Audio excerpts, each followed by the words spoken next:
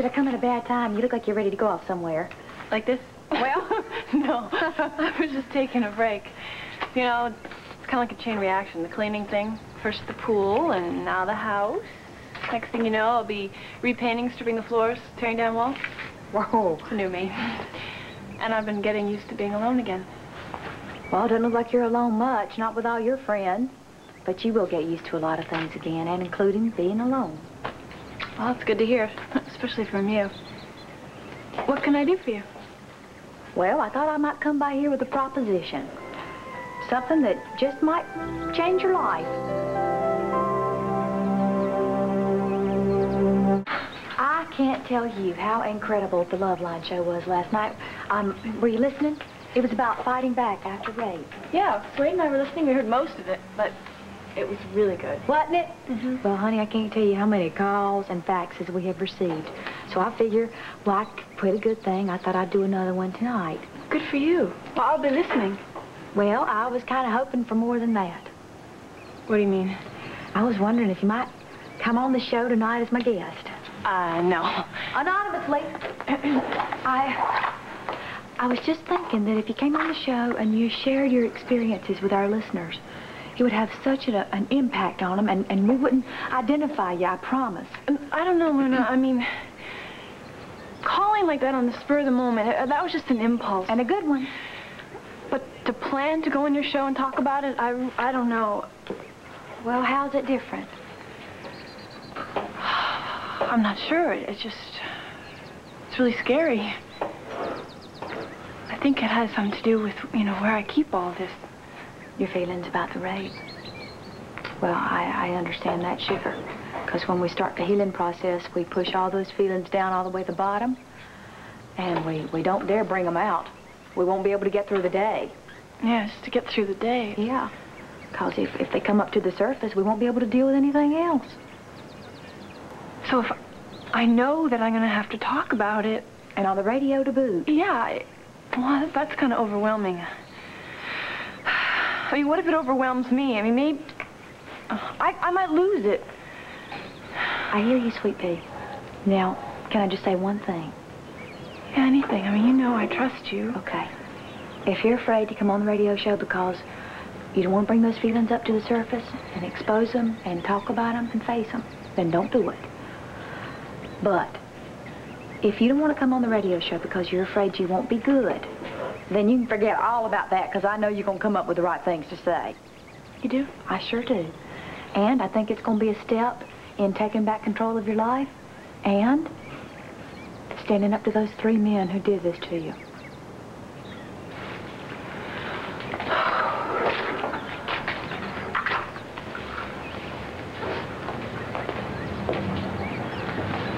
I think what you're most worried about is knowing that you're going to be on the radio and that people can hear you.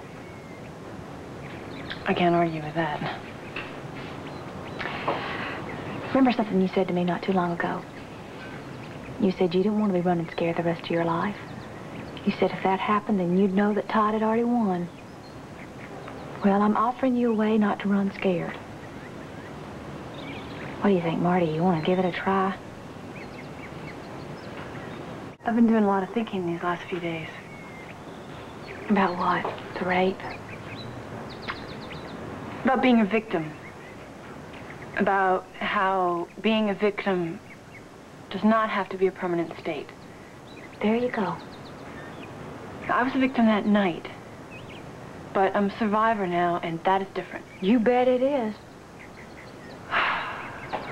Surviving takes a lot of work, though. Sure does. But there are a lot of ways you can do it. Swade, Kevin and Rachel and I have been looking for more evidence for the new trial. Did you come up with anything?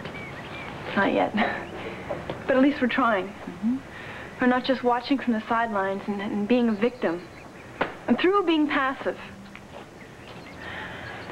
Giving into my fear of Todd, I can't do that anymore. So what you said about me going on your show and, well, that sounds good to me. Makes a lot of sense. It does? Yeah. A whole lot of sense. So you're gonna do it? What time do I need to be there? Oh. Speak now or forever hold your peace. Hi. This is the Rapid Relay Messenger Service. Now, I got a package here for Charles Pruitt. Says he could be reached at this number. Oh, actually, he's over at Rhodey's Tavern today. He's working there. Tavern, was that a bar? Yes. Oh, yeah. Yeah, I got that right here. Okay. He's gonna be working there all day today. Oh, all day, huh? Uh-huh. Thanks. Okay.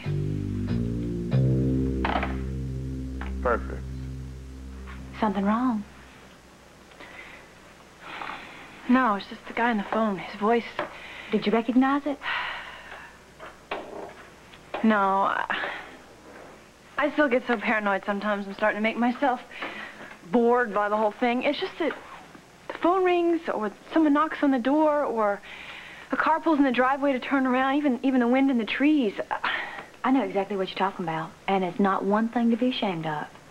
All of us, nobody's as tough as they think they are. All of us have little children inside of us who are afraid. We're hiding in corners, afraid to open a closet door, thinking a boogeyman's going to jump out and scare us to death. I guess you're right. You know, I think it takes a whole lot more courage to say that you're afraid than it does to just be silent. But what if, while we're on the air, someone calls and something they say or just their voice scares me? I mean, what if I go blank or I just freeze? I don't think that's going to happen, but, all right, if somebody calls in that you don't want to answer the question, you want to back away from it, all you have to do is look at me and go like, or Wait a minute, let me get this straight. Okay. Yes. Okay, I think I got it.